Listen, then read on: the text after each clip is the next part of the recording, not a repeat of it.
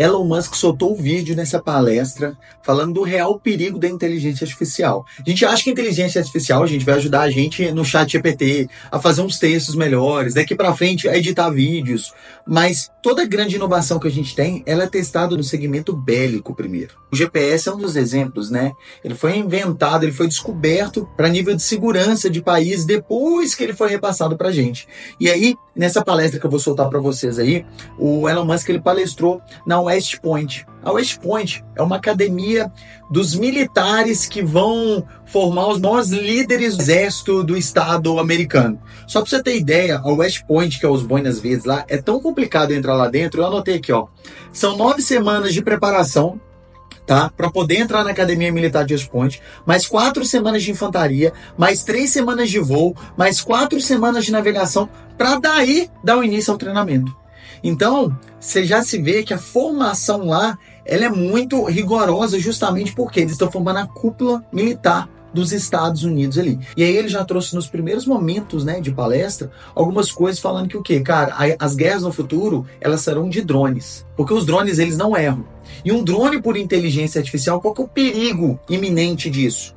Porque uma vez que você falou, cara, você tem que matar humanos, e ele vai aprendendo ali, pode ser uma coisa que a gente não consiga controlar. E, inclusive eles falam, isso já começou, vocês podem ver na guerra da Ucrânia, hoje já está muito por drone, né, a guerra, para poder matar as pessoas mais fácil e tudo mais, mas que uma vez que um drone tem inteligência própria, vamos dizer assim, pode ser que ele vire uma máquina de matar e ele entenda de uma maneira errada e ele queira aniquilar o mundo. Tanto é que ele fala que os drones não erram, se precisar ele mata 5.000 pessoas, 10.000 pessoas com 100% de precisão, que no futuro você não vai mandar homens para a guerra mais, você vai mandar sua máquina. E aí que tá o problema também. Então, assistam aí, esse vídeo não tem em português, legendado em português no Brasil, mas ele deu o que falar nas últimas 2 semanas. We're really excited for you to help us kick off our intellectual theme, Human in the Machine, which is leadership on the emerging battlefield. How do you see warfare transforming in the future? I mean, the biggest effect, I think, by far is AI and drones. So the next, well, in fact, the current war in Ukraine is very much a drone war already. It's sort of a contest between Russia and China to see who can deploy the most number of drones. Now, if there's a major power war, it's very much going to be a drone war. It's going to be drones and AI, and it's a sort of. I mean, I do worry about the existential risk of AI, which is that if you employ AI and drones, do you go down this path where eventually you get to Terminator?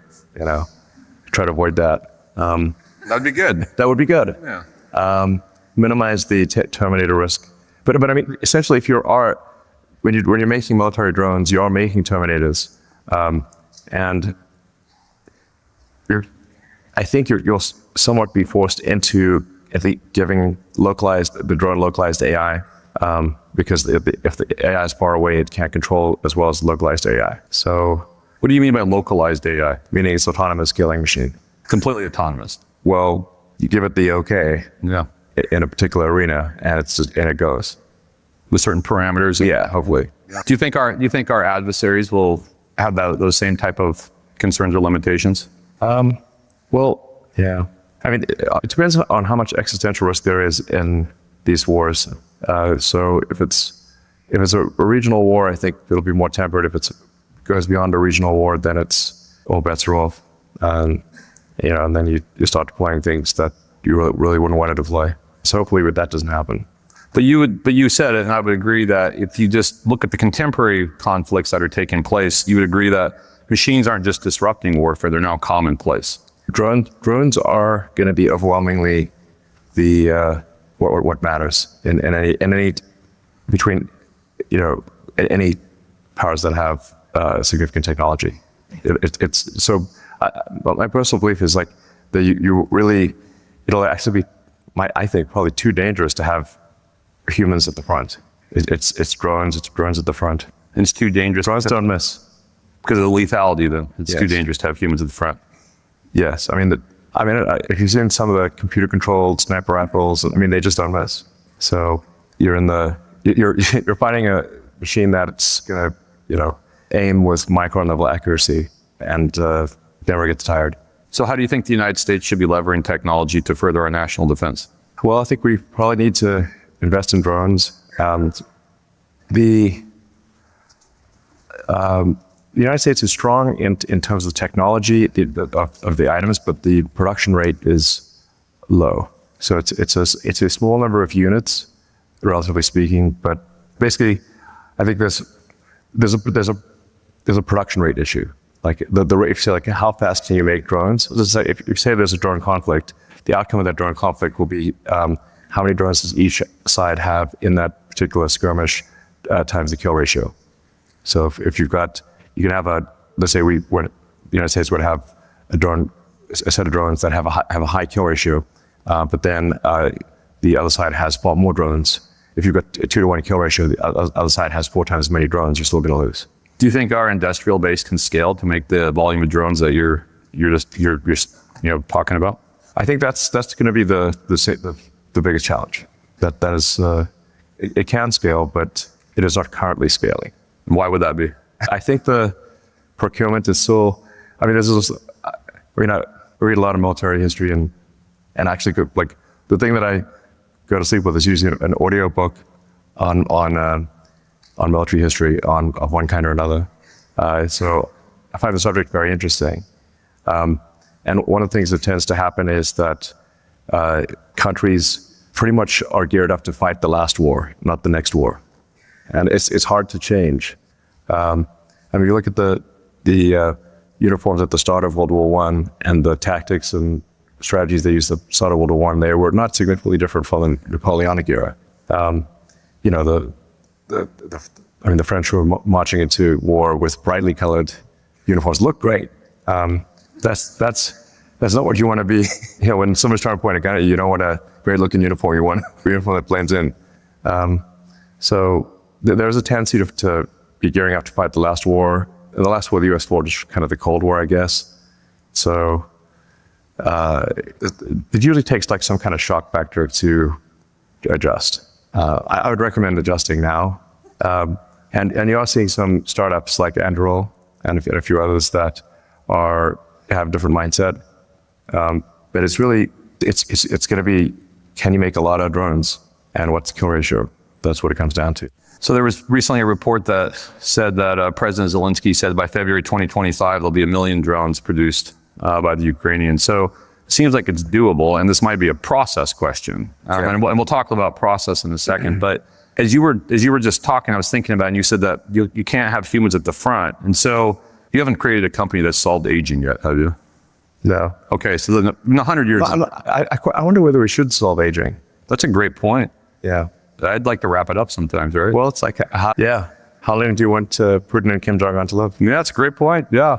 But let's say don't get it first. Let's say you go forward 50, 100 years. How do you envision this evolution? And I think this might get to Neuralink. How do you see this evolution between the human, who maybe can't be at the front any longer, the technology's at the front, yet keeping them integrated and synchronized? Like, how is that going to work in your mind? I mean, so communications is essential. Like, it is actually very important to have space-based communications that cannot be intercepted, which is Starlink.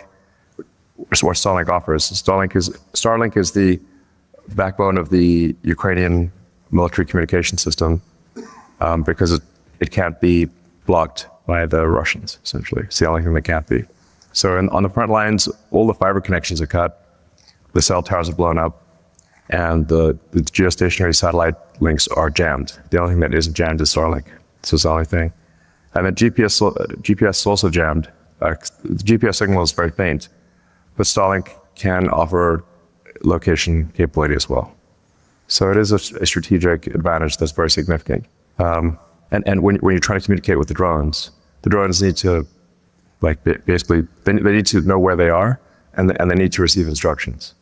So if you don't have communications and positioning, then the drones don't work. So now, that's quite important. It's essential. But you find it important that there's still that communication between the human and the machine or the drone. Yeah.